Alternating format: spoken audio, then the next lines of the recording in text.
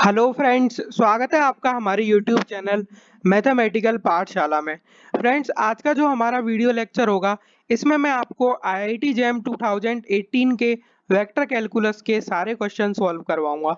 जो हमारा सबसे पहला क्वेश्चन है फ्रेंड्स, इस क्वेश्चन में हमें बोला गया है in r cube the cosine of the acute angle between the surfaces. आपको सरफेसेस की इक्वेशन दी गई है x square plus Y square plus z square minus 9 बराबर 0 and z minus x square minus y square plus 3 बराबर 0।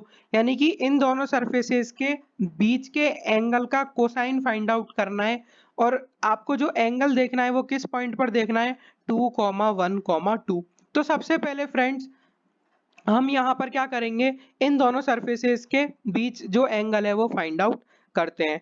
तो सबसे पहले आप एक चीज नोट करो फ्रेंड्स, अगर मैं इस सरफेस को S1 नाम दूं और इस वाली सरफेस को S2 नाम दूं, तो मैं यहाँ बोल सकता हूँ फ्रेंड्स कि angle between S1 and S2 at 2,1,2 equals to angle between T1 and T2 at 212।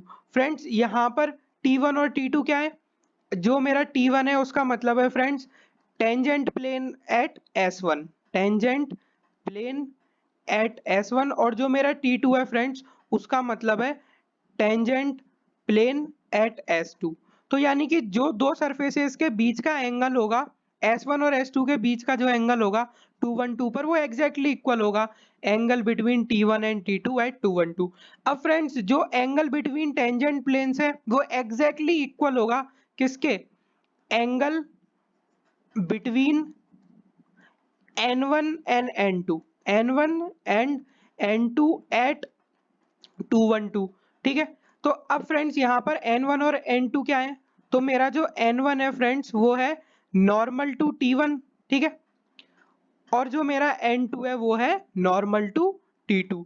तो हमारा ये जो क्वेश्चन है फ्रेंड्स, इस क्वेश्चन में हमें अल्टीमेटली क्या फाइंड आउट करना है, angle between N1 and N2 at 212। ठीक है। अब आप यहाँ पर देखो कि फ्रेंड्स, आप आपका जो N1 है वो किसके पैरेलल होगा, N1 is parallel to gradient of F1। ठीक है। अगर मेरी जो सरफेस S1 थी उसको मैं नाम दे देता हूँ f of x y z equals to 0। और अगर जो मेरी सरफेस S2 है उसको अगर मैं नाम दे दूं, इसको मैं S2 को नाम दे देता हूँ g of x y z equals to 0। तो जो मेरा N2 वेक्टर है वो किसके पैरेलल होगा, ग्रेडियंट ऑफ जी के पैरेलल। ठीक है। मैंने यहाँ पर F नाम दिया है तो मैं यहाँ पर भी F लिख देता हूँ। जो मेरा N1 है वो ग्रेडियंट ऑफ F के पैरेलल होगा और N2 जो है वो ग्रेडियंट ऑफ G के पैरेलल होगा।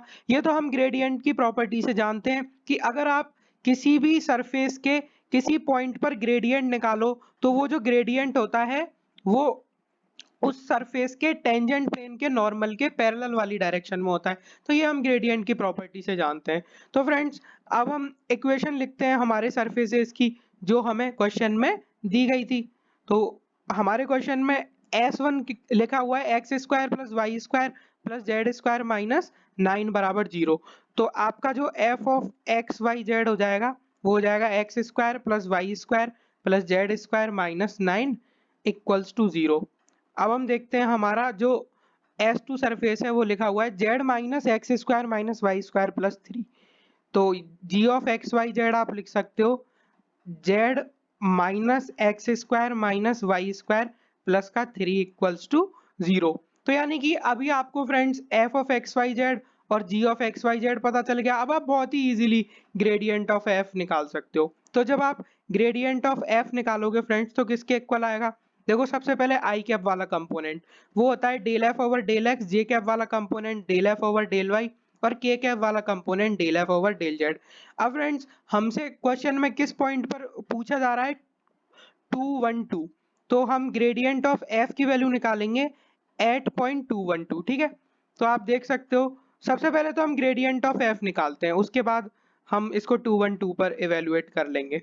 तो जब आप ग्रेडियंट ऑफ एफ निकालोगे तो वो आपका किसके इक्वल आएगा, del F over del x की वैल्यू क्या हो जाएगी 2x।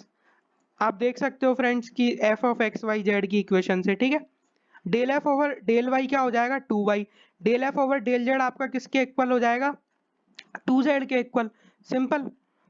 तो यहाँ तो हमें कोई डाउट नहीं है। इसी तरीके से आप एक बार ग्रेडियंट ऑफ जी निकाल लो। तो जब आप ग्रेडियंट ऑफ जी निकालोगे तो वो किसके इक्वल आएगा माइनस का 2x माइनस का 2y और 1, ठीक है। क्योंकि जो आपका ग्रेडियंट ऑफ जी है वो किसके इक्वल होगा del ji over del X I cap plus del ji over del Y J cap plus del ji over del Z K cap, ठीक है। और g of x y Z हमारा ये दे रखा है, तो इन दोनों को यूज करके जब आप निकालोगे तो डेल जी ही आ जाएगा, ये कोई मुश्किल टास्क नहीं है। अब हम ग्रेडियंट ऑफ एफ की वैल्यू निकालते हैं 2 1 2 पर। तो आप देख सकते हो जब आप x को 2 रखोगे तो 2 2 जा 4, y को 1 रखोगे तो 2 1 जा 2 और z को आप 2 रखोगे तो 2 2 जा 4। इसी तरीके से हम ग्रेडियंट ऑफ g की वैल्यू निकालते हैं फ्रेंड्स 2 1 2 पॉइंट पर। तो ग्रेडियंट ऑफ g की वैल्यू आ जाएगी माइनस का 4 माइनस का 2 और 1, ठीक है। आप ऊपर से इजीली देख सकते हो। अब फ्रेंड्स आप जानते हो कि अगर मैं इस वेक्टर को a वेक्टर नाम दे दूं और इस वेक्टर को b वेक्टर नाम दे दूं तो मेरा जो cosine of angle between a vector and b vector है वो किसके इक्वल हो जाएगा between a vector and b vector, ठीक है। ये किसके इक्वल हो जाएगा यहां से आप बोल सकते हो कि a dot b divided by modulus of a का डॉट मॉड्यूलस b, ठीक है। डिनोमिनेटर में मॉड ए और मॉड बी का प्रोडक्ट लिखा हुआ है। अब फ्रेंड्स आप यहाँ पर एक चीज देखो, हमें अल्टीमेटली क्या फाइंड आउट करना था angle between n1 and n2। तो क्या मैं ये बोल सकता हूँ फ्रेंड्स कि जैसे सपोज करो अगर आपका n1 वेक्टर पैरेलल है ग्रेडियंट ऑफ f के, ठीक है, और n2 वेक्टर अगर आपका पैरेलल था ग्रेडियंट ऑफ g के, ठीक है। तो अब फ्रेंड्स मैं यहाँ पर बोल रहा हूँ कि angle between n1 and n2, जो मेरा n1 वेक्टर और n2 वेक्टर के बीच का एंगल है वो होगा angle between gradient of f and gradient of g। अब हमें किस पॉइंट पर कैलकुलेट करना था एंगल एट 212। तो 212 पर जो n1 और n2 के बीच का एंगल होगा वही आपका ग्रेडियंट ऑफ f और ग्रेडियंट ऑफ g के बीच का एंगल होगा। तो बेसिकली हमें फाइंड आउट ये करना था, बट ये वाली वैल्यू इसके इक्वल है तो हमारा काम चल जाएगा। तो जो cosine of angle between a and b है यही हमसे क्वेश्चन में फाइंड करवा रहा है। तो आप यहाँ पर एक चीज देख सकते हो कि a और b का डॉट प्रोडक्ट किसके इक्वल होगा। जब आप a और b का डॉट प्रोडक्ट निकालोगे फ्रेंड्स तो आप देख सकते हो कि 4 मल्टीप्लाई बाय माइनस का 4, यानी कि इसको मैं लिख सकता हूँ -16 प्लस 2 इंटू -2 यानी कि माइनस का 4, 4 इंटू 1 यानी कि 4, तो यानी प्लस का 4। अब आप देख सकते हो कि जब इसको मैं डिवाइड करूंगा फ्रेंड्स तो मॉड्यूलस ऑफ a क्या हो जाएगा मेरा अंडर रूट ऑफ आपका जो a वेक्टर है वो था 4 2 4, तो मॉड्यूलस ऑफ a हो जाएगा under root 16 plus 4 plus 16 multiply by under root of, अब अगर आपका जो b वेक्टर है वो है -4 -2 -1, तो मॉड्यूलस ऑफ b हो जाएगा under root of 16 plus 4 plus 1, ठीक है। तो ये बहुत इजी कैलकुलेशंस हैं। आप यहाँ से देख सकते हो कि ये वाली वैल्यू किसके इक्वल हो जाएगी माइनस का 16 अपॉन अंडर रूट ऑफ, यहाँ से आप देखोगे तो under root 36 multiply by under root of 21, simple. अब आप यहाँ पर देखो -16 अपॉन 6 अंडर रूट 21, तो आपका जो कोसाइन थीटा है वो किसके इक्वल आ जाएगा कोसाइन थीटा आपका इक्वल हो जाएगा फ्रेंड्स, यहाँ से आप जब कैंसिल कर दोगे तो माइनस का 8/3 अंडर रूट 21, सिंपल। अब फ्रेंड्स आप जानते हो जैसे सपोज करो ये मेरा ग्रेडियंट ऑफ f था, ये मेरा ग्रेडियंट ऑफ g था, इन दोनों के बीच का एंगल अगर थीटा है तो दूसरा एंगल क्या होता है पाई माइनस थीटा, ठीक है। तो अब आप देख सकते हो फ्रेंड्स कि अगर cos थीटा की वैल्यू मेरी नेगेटिव आ रही है तो ये वाला जो मेरा थीटा है ये क्या होगा ऑब्ट्यूज, ठीक है। तो अब जो एक्यूट एंगल है वो क्या होगा पाई माइनस थीटा, तो कोसाइन पाई माइनस थीटा का वैल्यू क्या होता है माइनस का कॉस थीटा, ठीक है। तो हमें क्वेश्चन में पूछ रखा था कोसाइन ऑफ एक्यूट एंगल, तो वो acute angle pi minus theta है, तो इसको मैं बीटा बोल देता हूँ, तो कोसाइन बीटा बराबर माइनस ऑफ कॉस थीटा। अब कॉस थीटा की वैल्यू क्या थी ये, तो माइनस ऑफ कॉस थीटा क्या हो जाएगा, +8/3 √21। तो आपका cosine of the acute angle जो है उसका वैल्यू आ जाएगा 8/3 √21। तो आप देख सकते हो फ्रेंड्स कि आपका जो क्वेश्चन है उसके अंदर आपका कौन सा वाला ऑप्शन सेटिस्फाई कर रहा है। तो आपका जो ऑप्शन नंबर सी है वो सेटिस्फाई कर रहा है, तो आपका ये जो क्वेश्चन है इसका आंसर हो जाएगा सी। अब हम देखते हैं फ्रेंड्स हमारा नेक्स्ट क्वेश्चन। ये जो क्वेश्चन है इस क्वेश्चन में आपको एफ आर क्यूब से लेकर आर पर एक स्केलर फील्ड दी हुई है, वी वेक्टर आपको एक वेक्टर फील्ड दी गई है आर क्यूब से लेकर आर क्यूब पर, और ए वेक्टर आपको एक कांस्टेंट वेक्टर दिया गया है आर क्यूब में से। आर वेक्टर आपका पोजीशन वेक्टर को रिप्रेजेंट करता है, तब बोला गया है कि इनमें से कौन सा ऑप्शन फॉल्स है। तो फ्रेंड्स हम सबसे पहले देखते हैं option number D. Option number D में पूछ रहा है divergence of r vector upon modulus of r की पावर 3, क्या ये 0 के इक्वल होगा, ठीक है। और इसने लिखा हुआ है कि आर वेक्टर आपका 0 वेक्टर के इक्वल नहीं है, क्योंकि नहीं तो डिनोमिनेटर डिफाइन नहीं होता। फ्रेंड्स हम एक आइडेंटिटी जानते हैं, divergence of r vector upon modulus of r vector की पावर n, इसका जो हमारा वैल्यू है वो इक्वल होता है -n+3 मॉड्यूलस ऑफ आर की पावर n। फ्रेंड्स जब भी आप डाइवर्जेंस, कर्ल, लैप्लासियन इनको पढ़ो तो इनकी कम से कम 8 या 10 प्रॉपर्टी ये आपको टिप्स पर होनी चाहिए, क्योंकि एग्जाम में वही रिपीटेडली पूछी जाती हैं, और आपको इन आइडेंटिटीज का प्रूफ भी आना चाहिए, क्योंकि अगर एग्जाम में नई आइडेंटिटी आ गई तो आप उसे प्रूफ भी कर सको। तो अब देखो यहाँ पर जो ऑप्शन नंबर डी है उसके अंदर एन की वैल्यू कितनी है 3, तो आप देख सकते हो कि हमारा यहाँ पर जो divergence of r vector upon modulus of r cube, ये जो है इसका वैल्यू हो जाएगा माइनस का 3+3 multiply by modulus of r की पावर n, यानी कि ये हो जाएगा 0 इंटू मॉडुलस ऑफ आर की पावर n, यानी कि इसका वैल्यू 0 हो जाएगा। यानी कि आप देख सकते हो कि ऑप्शन नंबर डी जो है वो सही लिखा हुआ है, बट हमें फॉल्स चूज करना था, तो ऑप्शन नंबर डी हमारा क्या हो गया, इनकरेक्ट। अब हम आते हैं ऑप्शन नंबर सी के ऊपर। ऑप्शन नंबर सी में हमसे पूछ रहा है कि curl of A cross r आप किस तरीके से लिखोगे। तो फ्रेंड्स सबसे पहले मैं ए वेक्टर, अगर मेरा कोई कांस्टेंट वेक्टर है तो ए वेक्टर को मैं लिख देता हूँ a1 आई कैप प्लस का a2 जे कैप प्लस का a3 के कैप, सिंपल। आर वेक्टर जो है मेरा वो क्या है, x I cap plus Y J cap plus का जेड के कैप। किसी भी वेक्टर को आप इस तरीके से भी लिख सकते हो फ्रेंड्स कि यहाँ पर आई कैप वाला कंपोनेंट ये जे कैप वाला और ये के कैप वाला। अब यहाँ पर आप देखो कि आपका जो ए क्रॉस आर है वो किसके इक्वल होगा, तो यहाँ पर अब मैंने आई कैप लिखा, यहाँ जे कैप, यहाँ के कैप, तो ए वेक्टर हो गया a1 a2 a3 और आर वेक्टर हो गया x y z, सिंपल। तो आप यहाँ से देख सकते हो कि आपका आई कैप वाला कंपोनेंट क्या आ जाएगा, a2z माइनस का a3y, सिंपल। और आपका जो जे कैप वाला कंपोनेंट है वो किसके इक्वल हो जाएगा, a3x माइनस a1z। और आपका जो के कैप वाला कंपोनेंट है वो किसके इक्वल हो जाएगा, a1y माइनस a2x। अब यहाँ से आप इजीली निकाल सकते हो फ्रेंड्स आपका curl of A cross r वो किसके इक्वल होगा।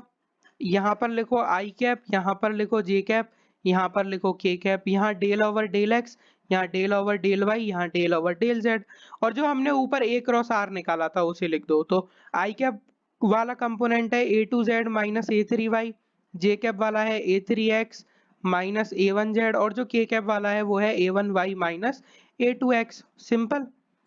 तो जब आप इसको निकालोगे फ्रेंड्स तो इसकी वैल्यू किसके इक्वल आएगी, यहाँ से आप बोल सकते हो कि आपका जो आई कैप वाला कंपोनेंट है वो किसके इक्वल आएगा, del over del Y of this thing. तो जब इसको y के रेस्पेक्ट में पार्शियली डिफरेंशिएट करोगे तो आपको मिलेगा a1, ठीक है, माइनस अब del over del Z of this thing. तो इसको जब जेड के रेस्पेक्ट में पार्शियली डिफरेंशिएट करोगे तो देखो इस वाली टर्म का तो डिफरेंशिएशन जीरो, इसका क्या हो जाएगा -a1, तो a1 प्लस a1 हो जाएगा। इसी तरीके से जब आप जे कैप वाला कंपोनेंट निकालोगे तो आपका क्या होगा, del over del x of this thing. जब आप इसको एक्स के रेस्पेक्ट में पार्शियली डिफरेंशिएट करोगे तो आपको -a2 मिलेगा। अब फ्रेंड्स हम जे कैप वाला कंपोनेंट देख रहे हैं, इसलिए यहाँ पर सबसे पहले माइनस लगा देते हैं, ठीक है। डिटर्मिनेंट की प्रॉपर्टी सिंपल, माइनस का। अब आप देख सकते हो कि अब क्या आएगा, del over del Z of this thing. तो इसको जब जेड के रेस्पेक्ट में पार्शियली डिफरेंशिएट करोगे तो आपको क्या मिलेगा, a2 सिंपल। इसी तरीके से आप के कैप वाला कंपोनेंट निकाल सकते हो, कोई मुश्किल टास्क नहीं है। Del over del x of this thing, ये हो जाएगा आपका a3 minus del over del Y of this thing, तो ये हो जाएगा -a3, तो a3 प्लस a3 सिंपल। तो यहाँ से आप देख सकते हो फ्रेंड्स कि आपका जो curl of A cross R है वो क्या हो गया, 2a1, और यहाँ से ये हो गया 2a2 और ये हो गया 2a3, यानी कि ये हमारा हो गया 2 इंटू ए वैक्टर। तो आप एक चीज बोल सकते हो फ्रेंड्स कि आपका जो curl of A cross R है वो किसके इक्वल हो गया, 2 इंटू ए वैक्टर के। अब हम देखते हैं कि जो हमारा ऑप्शन दिया हुआ था एग्जामिनर ने, वो क्या दिया हुआ था, 2 into modulus of A multiply by R vector. तो curl of A cross R इसके इक्वल तो नहीं होता, तो ऑप्शन नंबर सी में जो आइडेंटिटी लिखी हुई है वो गलत लिखी हुई है। अब हमें गलत ही तो चूज करके बताना था, तो ऑप्शन नंबर सी क्या हो जाएगा, करेक्ट। अब फ्रेंड्स हम देखते हैं ऑप्शन नंबर ए और ऑप्शन नंबर बी को। तो सबसे पहले हम देखते हैं option number B. Option number B में वो बोल रहा है कि क्या divergence of gradient of F इसके इक्वल होता है। तो ये तो हमारी सबसे सिंपल आइडेंटिटी है। आप देखो कि आपका जो divergence of gradient of F है वो किसके इक्वल होता है, डाइवर्जेंस ऑफ, अब जो ग्रेडियंट ऑफ एफ है वो क्या होता है आपका del F over del X I cap plus का del F over del Y J cap plus का del F over del Z K cap simple. जब आप इसका डाइवर्जेंस निकालोगे इस वेक्टर फील्ड का तो वो किसके इक्वल आएगा, del two F over del X two. क्यों, क्योंकि इसको with respect to X partially differentiate करते हैं, प्लस इसको with respect to Y partially differentiate करो del two F over del Y two, plus इसको with respect to Z partially differentiate करो तो del two F over del Z two. तो divergence of gradient of F की value ये हो जाएगी। तो ऑप्शन नंबर बी में जो आइडेंटिटी दी हुई थी वो हमें एकदम सही दी हुई थी। तो आप यहाँ से देख सकते हो कि ऑप्शन नंबर बी की आइडेंटिटी जो है वो एकदम सही है, बट हमें गलत चूज करनी थी, तो ऑप्शन बी हमारा क्या हो जाएगा, इनकरेक्ट। अब हम आते हैं ऑप्शन नंबर ए के ऊपर, curl of F into V vector. तो इस टाइप की जो आइडेंटिटी है मैंने उनको प्रूव करने का तरीका आपको लेक्चर नोट्स में बताया हुआ है फ्रेंड्स, ठीक है। तो एक बार हम वापस देखते हैं, तो curl of F into V vector ये हमारा किसके इक्वल होगा, तो हमें एग्जाम में दिया हुआ था gradient of F cross V vector, gradient of F cross V vector plus F cross curl V. Friends जब भी हमें इस टाइप की आइडेंटिटी प्रूव करनी होती है तो हम किस तरीके से करते हैं फ्रेंड्स, जैसे सपोज करो आपको curl of W vector find out करना है, तो कर्ल ऑफ डब्ल्यू वेक्टर को हम इस तरीके से भी लिख सकते हैं, आई कैप का cross del W over del X के साथ प्लस जे कैप का cross del W over del Y के साथ प्लस के कैप का cross del W over del Z के साथ। आप इसको इजीली प्रूव भी कर सकते हो, आप आरएचएस निकालो एक बार और एक बार एलएचएस निकालो, दोनों इक्वल आएंगे। तो ये काफी इंपॉर्टेंट है, मतलब इस टाइप के क्वेश्चंस को सॉल्व करने के लिए। तो अब हमारा अगर हम निकालना चाहें curl of F V vector, तो ये किसके इक्वल होगा, आई कैप का cross del over del x of F V vector plus J cap का cross del over del x of F V vector plus K cap का cross, यहाँ पर del over del Y आएगा, के cap का जो cross होगा वो होगा del over del Z of, K cap का क्रॉस लिखेंगे del over del Z of F V vector simple. अब यहाँ पर आप एक चीज देखो कि आई कैप का क्रॉस, अब del over del x of this thing इसको मैं लिख सकता हूँ del F over del X V vector plus का F times del V vector over del X, ठीक है, ये लिखा मैंने। उसके बाद यहाँ पर J cap cross del over del Y of this thing, तो यहाँ पर तो मैं सिंपल u इंटू वी वाला फॉर्मूला लगा रहा हूँ, तो del F over del Y V vector plus का F times del over del Y of V vector simple. इसी तरीके से आप जो आपका तीसरा कंपोनेंट है वो लिख दो K cap cross del F over del Z V vector plus का F times del V vector over del Z. अब यहाँ पर आप देखो फ्रेंड्स कि अब मैं क्या करूँगा, टर्म्स को कंबाइन करूँगा। किस तरीके से?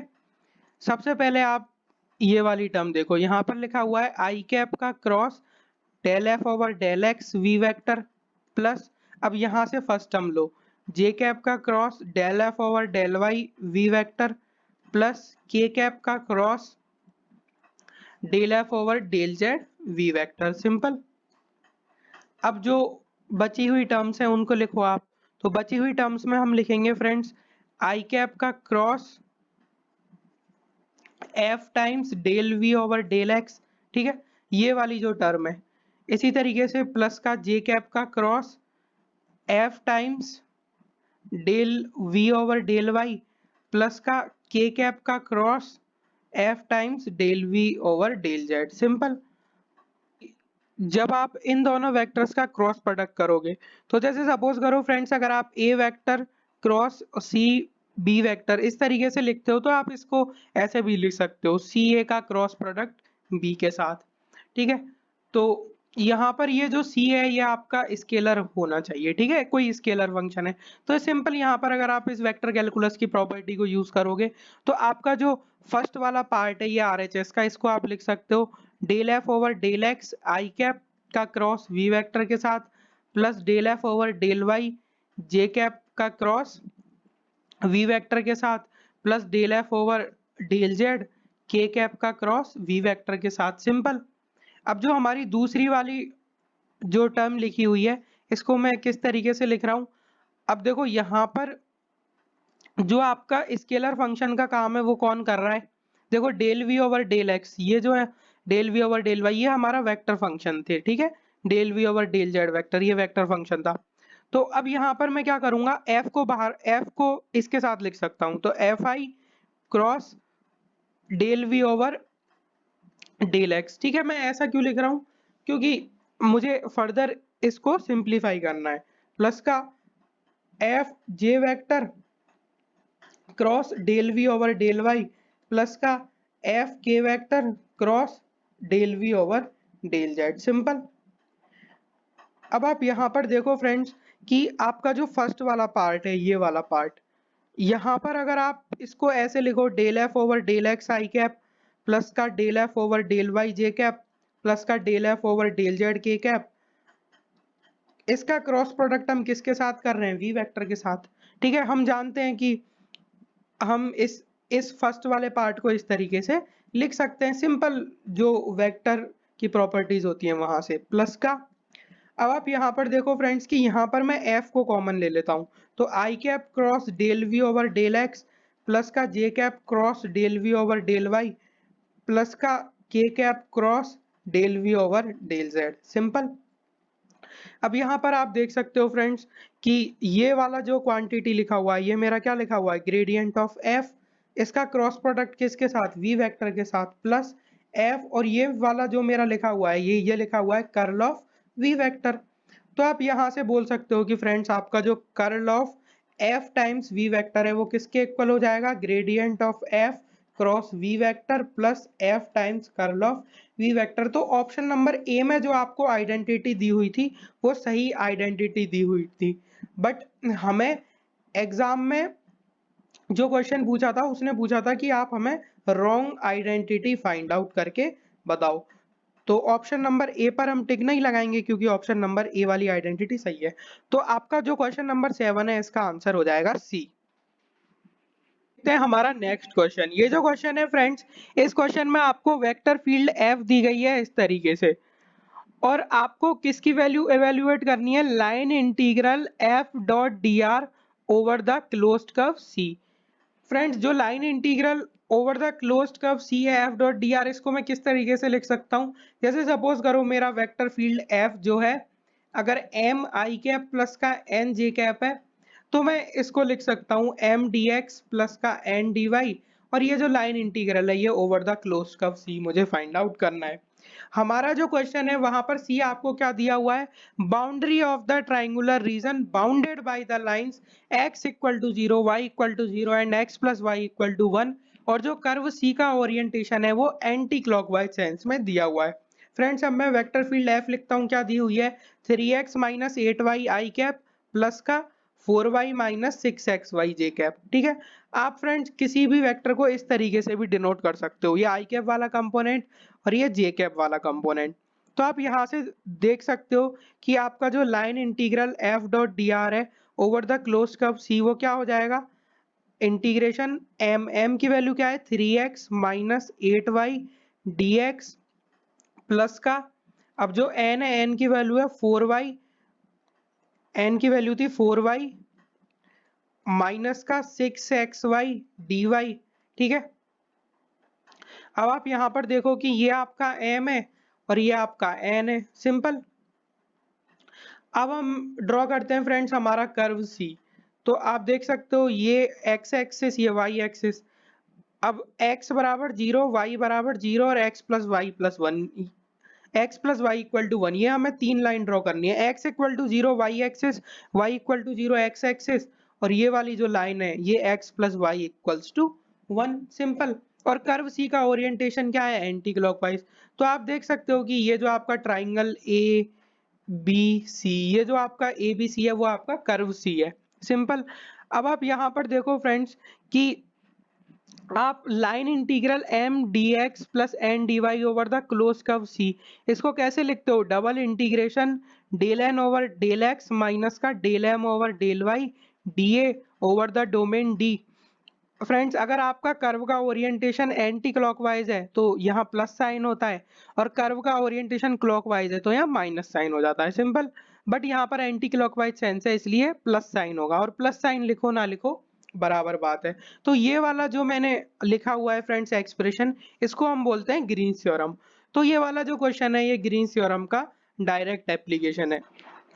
अब आप देखो फ्रेंड्स कि आपका जो n का वैल्यू है वो है 3y माइनस का 6xy और m का वैल्यू है 3x माइनस 8y। तो आप यहाँ से देख सकते हो कि आपका जो डबल इंटीग्रेशन है over the domain D del N over del X, इस एक्सप्रेशन को with respect to x differentiate करो। तो del over del x of 3y minus 6xy minus का del over del y of 3x minus 8y D, simple. अब आप यहाँ पर देख सकते हो ये आपका किसके इक्वल हो जाएगा double integration over the domain D, इसको with respect to X differentiate करोगे तो आपको यहाँ से मिलेगा माइनस का 6y, क्योंकि 3y का डिफरेंशिएशन तो 0 हो जाएगा और यहाँ पर इसका डिफरेंशिएशन हो जाएगा माइनस का 6y। अब इसको विद रेस्पेक्ट टू y अगर आप डिफरेंशिएट करोगे फ्रेंड्स तो यहाँ पर तो माइनस साइन है, तो इसको विद रेस्पेक्ट टू y करोगे तो माइनस का 8 मिलेगा, ठीक है। और dA, अब यहाँ से आप देख सकते हो कि इसको मैं लिख सकता हूँ double integration over the domain D minus का 6y प्लस का 8 dA। अब फ्रेंड्स मैं एक बार डोमेन ड्रॉ करता हूँ, उसके बाद हम x और y की लिमिट्स भी देख लेंगे। तो ये x एक्सिस, ये y एक्सिस, ये x plus Y equal to 1, तो यहाँ से इम्प्लाई करेगा कि y equal to 1 minus X. अब फ्रेंड्स जो मेरा डबल इंटीग्रेशन में dA लिखा हुआ है उसको मैं dy dx लिख देता हूँ। अब हम देखते हैं कि अब हम लिमिट्स कैसे सेट करते हैं।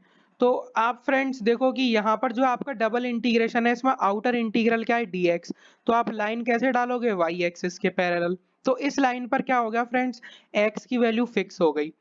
तो आप देख सकते हो कि जब x की वैल्यू फिक्स है तो अब आप देखो कि आपका जो डोमेन D है वो क्या था, ये आपका डोमेन D था, सिंपल। जो आपका कर्व का अंदर वाला रीजन है वो ये है, ये आपका डोमेन D है। तो यहाँ पर देखो कि फ्रेंड्स आप जब आपने लाइन ऐसे डाली y एक्सिस के पैरेलल तो आप अपने रीजन में एंटर कहाँ से हो रहे हो, एंटर हो रहे हो x एक्सिस से। x एक्सिस पर y की वैल्यू 0 है, ठीक है। और एग्जिट कहाँ से कर रहे हो, इस लाइन से, जिस लाइन से एग्जिट कर रहे हो वहां पर y 1 माइनस एक्स है। तो आप ये भी बोल सकते हो कि जब आप x की वैल्यू फिक्स रख रहे हो तो आपका y जो है वो 0 से लेकर x माइनस 1 तक वेरी कर रहा है। और फ्रेंड जब आप ये जो लाइन है इस लाइन को 0 से लेकर 1 वेरी करा दोगे, देखो ये वाला जो पॉइंट है ये है 1,0 और ये वाला जो पॉइंट है ये है 0,1। तो जब आप इस लाइन को वेरी करा दोगे 0 से लेकर 1 तो आपका पूरा की पूरा डोमेन कवर हो जाएगा। तो ये हमें x और y की लिमिट्स मिल गई। आप एक चीज नोट करो कि आउटर इंटीग्रल की लिमिट्स हमेशा न्यूमेरिकल होती हैं। तो x की लिमिट 0 से 1 और y की लिमिट 0 से 1 माइनस एक्स। अब जब आप फ्रेंड्स इस वाले इंटीग्रेशन को इवेल्युएट कर दोगे तो आपका ये जो क्वेश्चन है इसका आंसर आ जाएगा। तो सबसे पहले हम इनर इंटीग्रल को इवेल्युएट करेंगे, आउटर एज इट इज। अब देखो -6y का y के रेस्पेक्ट में इंटीग्रेशन क्या होगा, माइनस का 3y स्क्वायर प्लस, अब ये जो मेरा 8 है 8 का इंटीग्रेशन होगा 8y। अब मुझे लिमिट्स लगानी है 0 से लेकर 1 माइनस एक्स और लास्ट में है dx सिंपल। तो अब आप देखो कि इंटीग्रेशन 0 से लेकर 1 माइनस का 3y स्क्वायर यानी कि 1 minus x square plus 8 times 1 minus x dx। Friends जब 0 रखोगे y को तो सब कुछ 0 बन जाएगा।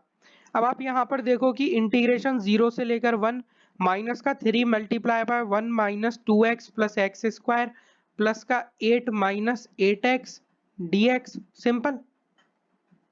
अब यहाँ से आप बोल सकते हो फ्रेंड्स कि इंटीग्रेशन 0 से लेकर 1 माइनस का 3 प्लस 6x माइनस का 3x स्क्वायर प्लस का 8 माइनस 8x dx सिंपल। अब आपको x के रेस्पेक्ट में इंटीग्रेट करना है, तो इंटीग्रेशन 0 से 1 लिखो, तो 8 माइनस 3 क्या होता है 5 प्लस 6x माइनस 8x, इसको मैं क्या लिख सकता हूँ माइनस का 2x, ठीक है, माइनस का 3x स्क्वायर dx। अब यहाँ से आप देखो कि इंटीग्रेशन किस तरीके से होगा, तो 5 का इंटीग्रेशन 5x माइनस 2x का integration x square minus 3x square का इंटीग्रेशन एक्स क्यूब। अब 0 से 1 हमारी क्या थी लिमिट्स, तो एक बार x की वैल्यू 1 रखोगे तो 5 माइनस 1 माइनस 1, ठीक है, और जब आप x की वैल्यू 0 रखोगे तो सब कुछ 0। तो अल्टीमेटली आप देख सकते हो कि 5 माइनस 2। तो ये जो क्वेश्चन है आपका, इस क्वेश्चन का आंसर किसके इक्वल आ जाएगा 3 के इक्वल। तो फ्रेंड्स आप देख सकते हो कि ये क्वेश्चन आपका ग्रीन्स थ्योरम की डायरेक्ट एप्लीकेशन के ऊपर बेस्ड था। तो Green's theorem, Stokes theorem, divergence theorem, ये तीनों ही थ्योरम हमेशा एग्जाम के पॉइंट ऑफ व्यू से इंपॉर्टेंट रहती हैं।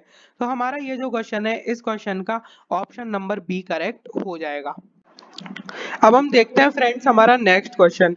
ये जो क्वेश्चन है फ्रेंड्स, इस क्वेश्चन में आपको एक वेक्टर फील्ड एफ दी गई है, 2x प्लस का 3yz आई कैप प्लस का 3xz plus 2yj cap plus का 3xy प्लस का 2z के cap 4xyz belongs to R3। तब आपको बोला गया है कि इन चारों में से कौन सा ऑप्शन ट्रू है। तो फ्रेंड्स ये हमारा बहुत ही इजी क्वेश्चन था, बट इसके अंदर जो कॉन्सेप्ट्स हैं उनको मैं आपको बहुत ही अच्छे से एक्सप्लेन करूंगा। तो हमारा जो ऑप्शन नंबर ए है उसमें वो बोल रहा है कि कर्ल ऑफ एफ क्या आपका 0 के इक्वल होगा। तो कर्ल ऑफ एफ आप यहाँ पर बहुत इजीली देख सकते हो, I cap J cap K cap del over del X del over del Y del over del Z. अब यहाँ पर देखो कि आई कैप वाला कंपोनेंट है 2x प्लस का 3yz और जे कैप वाला कंपोनेंट है 3xz प्लस 2y और आपका के कैप वाला कंपोनेंट है 3xy प्लस 2z। तो यहाँ से फ्रेंड्स आप कर्ल ऑफ एफ की वैल्यू इजीली निकाल सकते हो। तो आपका जो कर्ल ऑफ एफ है वो किसके इक्वल हो जाएगा। अब देखो आपका जो आई कैप वाला कंपोनेंट है वो कैसे लिखोगे, del over del Y of this thing. तो जब इसको with respect to Y partially differentiate करोगे तो आपको क्या मिलेगा 3x माइनस, अब इसको with respect to Z partially differentiate करो 3x। इसी तरीके से जे कैप वाला कंपोनेंट कैसे लिखते हैं, यहाँ माइनस लगाते हैं, del over del x of this thing, तो ये हो जाएगा आपका 3y minus del over del Z of this thing, ये 3y। इसी तरीके से आप जब के कैप वाला कंपोनेंट लिखोगे del over del x of this thing यानी कि 3z minus del over del Y of this thing यानी कि 3z। तो आप देख सकते हो कि आपका आई कैप वाला कंपोनेंट भी 0 आ रहा है, जे कैप वाला भी, के कैप वाला भी। तो कर्ल ऑफ एफ आपका हो जाएगा 0 आई कैप प्लस 0 जे कैप प्लस 0 के कैप। तो यानी कि कर्ल ऑफ एफ आपका 0 वेक्टर के इक्वल आ गया। तो यहाँ पर कर्ल ऑफ एफ बहुत ही इजीली आप देख सकते थे कि वो 0 वेक्टर के इक्वल है। तो आपका जो इस क्वेश्चन में ऑप्शन नंबर ए है वो ट्रू हो जाएगा। उसके बाद हम देखते हैं option number B. Friends curl of F अगर आपका 0 के इक्वल है तो क्या ये इम्प्लाई करता है, मैं यहाँ पर क्वेश्चन पूछ रहा हूँ कि आपका line integral F dot D are 0 के इक्वल होगा over the close curve C, और सी क्या है आपका सिंपल क्लोज्ड कर्व, ठीक है। तो ये हमारा तभी इंप्लाई करता है फ्रेंड्स जब आपका जो वेक्टर फील्ड एफ है ना वो किस डोमेन के ऊपर डिफाइंड होनी चाहिए, domain of F is simply connected, यानी कि आपकी जो वेक्टर फील्ड है वो सिंपली कनेक्टेड डोमेन के ऊपर डिफाइंड होनी चाहिए।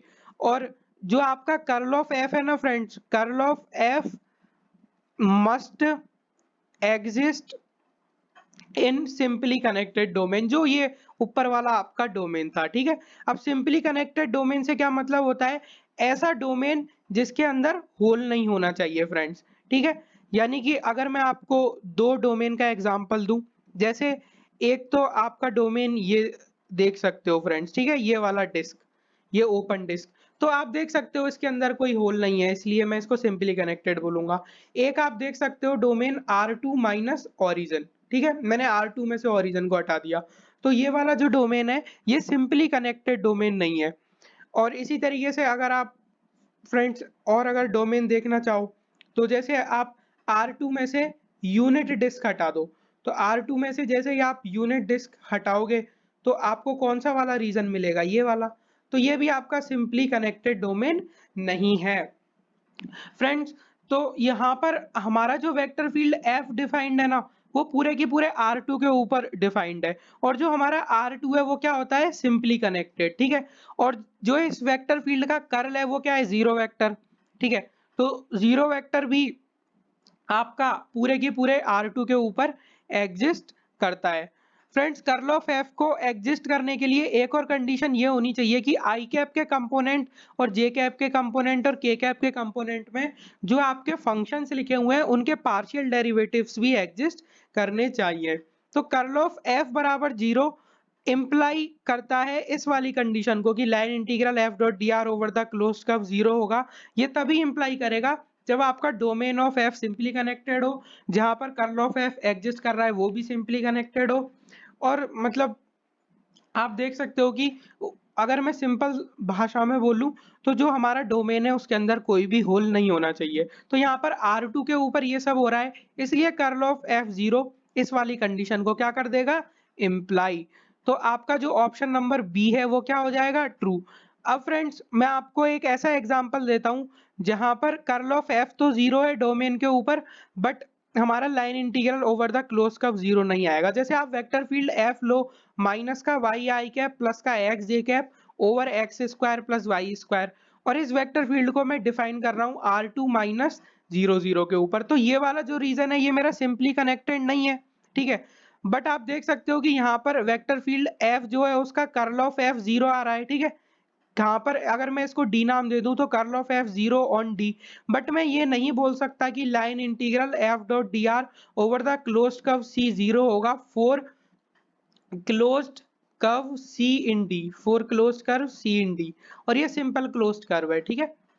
Simple closed curve C in D ये जीरो नहीं होगा। मैं ऐसा एग्जांपल दे सकता हूं, आप X square plus Y square बराबर वन, सी का वैल्यू ये लो, तो जब आप इस वेक्टर फील्ड एफ के ऊपर निकालोगे line integral F dot D R over the curve C, तो या तो वो टू पाई आएगा या माइनस टू पाई आएगा, वो कर्व के ओरिएंटेशन पर डिपेंड करेगा।